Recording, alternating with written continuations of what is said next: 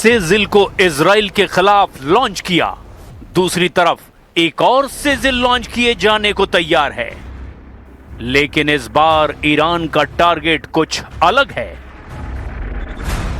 Sejjil से पहले Israel पर वार किया, अब इसका टारगेट बन सकता है सऊदी अरब, क्योंकि ईरान ने अमेरिका को लेकर सऊदी अरब के खिलाफ बहुत बड़ी वार्निंग जारी कर दी है। वार्निंग इस अमेरिकी बैटल ग्रुप को लेकर जो इस वक्त सऊदी अरब के पश्चिमी तट पर यानी लाल सागर में जद्दा पोर्ट के करीब है। और इस अमेरिकी जंगी बेड़े को लेकर ईरान की चेतावनी से मोहम्मद बिन सलमान की बेचैनी 10 गुना बढ़ चुकी है। IRGC यानी रिवोल्यूशनरी गार्ड्स ने कहा कि अमेरिका के aircraft carrier USS Gerald Ford की मदद करने वाला हर अड्डा ईरान के टारगेट पर होगा।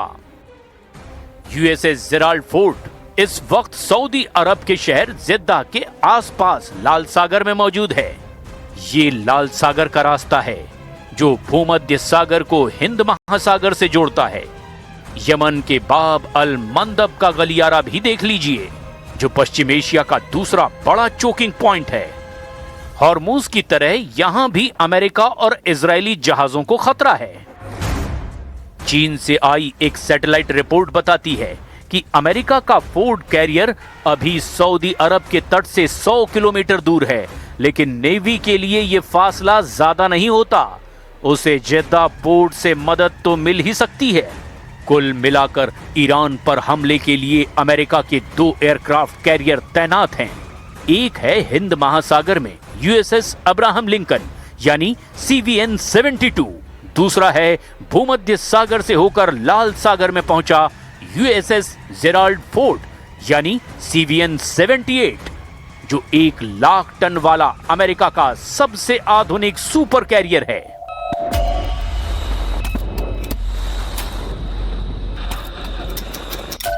दोनों ही कैरियर स्ट्राइक ग्रुप में गाइडेड मिसाइल डिस्ट्रॉयर हैं। बाकी सप्लाई शिप और परमाणु पनडुब्बियां भी हैं। लेकिन ईरान में कोहराम मचाने के लिए इन दोनों जहाजों पर अमेरिका के फ्रंट लाइन फाइटर जेट्स तैनात हैं।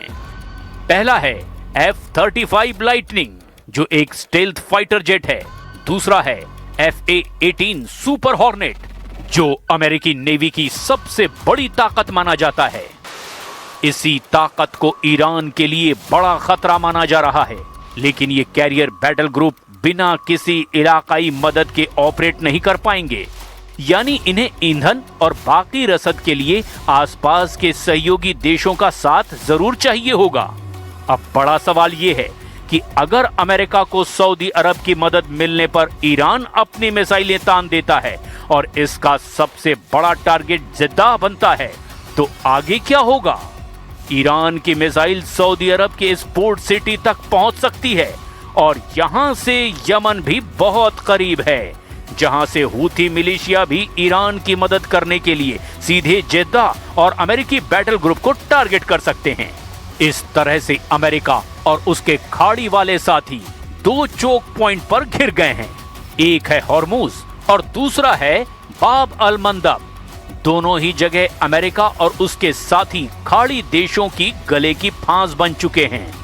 हॉर्मुज पर ईरान का पहरा है और अब बाब अल मंदब भी दूसरा चोकिंग पॉइंट बनने जा रहा है।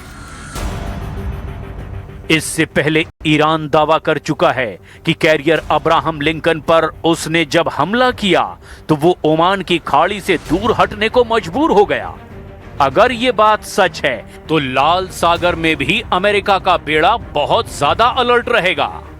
हालांकि सऊदी अरब बीच में होने की वजह से वहां का एयर डिफेंस कैरियर को बचाने में पूरी मदद करेगा। ये बात ईरान भी बहुत अच्छी तरह से जानता है। कतर, संयुक्त अरब अमीरात, बहरीन और कुवैत में हमले करके ईरान बार बार कसम खा रहा है, ईरान इन देशों में अमेरिका के एक एक अड्डे को मिट्टी में मिला देगा।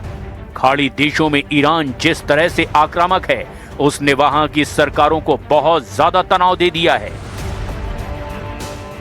We've borne the brunt of most of the missiles and drone attacks, and it's really quite surprising for us that Iran has taken such an irrational path to fight the Gulf states and act in this quite unlawful, quite unacceptable manner. सबकी नजर इस वक्त Iran की मध्यम दूरी तक मार करने वाली मिसाइलों पर है। ये मिसाइलें अब तक इजराइल के शहरों पर फट रही हैं, वहां के सैन्य अड्डों को टारगेट कर रही हैं। तेल अवीव और हाइफा में कई ऐसी जगहों पर मिसाइल गिरी है जिसके बारे में तो नेतन्याहू ने भी नहीं सोचा था।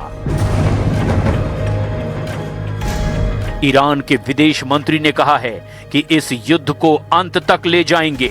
अमेरिका और इजराइल की हार तय है और ईरान सीज फायर बिल्कुल नहीं चाहता। ईरान के इन तेवरों ने खाड़ी देशों को बहुत ज्यादा परेशान कर दिया है, क्योंकि जो अरब देश अब तक अमेरिका को अपनी सुरक्षा की गारंटी मानते थे और जिन्होंने अमेरिकी सेना को अपनी जमीन पर अड्डे बनाने दिए, वो इस जंग में बुरी तरह फंस चुके हैं। Quite the contrary. Our relationship with the US is a long-standing strategic partnership. It's a partnership that doesn't falter in moments of crisis, but has been built on decades of trust and mutual respect. We've been long-standing partners of the US, long-standing partners of Australia as well. And this doesn't deter us because we're also a resilient bunch, and we don't take to trying to being bullied around either. Iran का युद्ध लंबा चलने वाला है।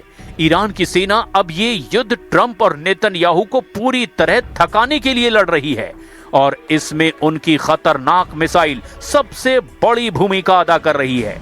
अभी तक Iran ने कौन-कौन सी मिसाइलों से इजराइल पर अटैक किया है, ये भी देखिए। ईरान की मिसाइल खुर्रम शहर, रेंज 2000 से 3000 किलोमीटर तक। शहाब 3 बैलिस्टिक मिसाइल, रेंज 1600 से 2000 किलोमीटर तक। Sejjil ballistic missile, range 2000 kilometre. Ghadir missile और इमाद मिसाइल, दोनों की रेंज 1800 किलोमीटर। जून 2025 में हुए युद्ध के बाद ईरान ने अपनी मिसाइल ताकत को फिर से बढ़ाया है, उन्हें और ज्यादा खतरनाक बनाया है। ईरान ने ऐसी मिसाइल तैयार की है जो इजराइल और अमेरिका के अड्डों को ध्यान में रखकर बनाई गई है। इनमें सबसे खतरनाक ईरान की 3 नई मिसाइल हैं जो तेज हैं और इजराइल के रडार सिस्टम को चकमा देना जानती हैं। ईरान की फतह हाइपरसोनिक मिसाइल, रेंज करीब 1500 किलोमीटर। ईरान की हज कासिम मिसाइल, जिसकी रेंज भी 1500 किलोमीटर के आसपास है। ईरान की खैबर शिकन मिसाइल भी इजराइल को अपनी रेंज में रखती है। कुल मिलाकर ईरान के पास 8 तरह की मिसाइल बड़ी खास मिसाइल हैं जो इजराइल के एक इंच को कवर करती हैं। ईरान के टारगेट पर इस वक्त इजराइल के कम से कम 25 ठिकाने हैं। इनमें परमाणु अड्डे भी हैं, इनमें मिलिट्री बेस भी हैं और साथ में खाड़ी में अमेरिका के अड्डे भी हैं जिन पर बमबारी जारी है। ईरान के इन हमलों ने यूएई को काफी संकट में डाल दिया है।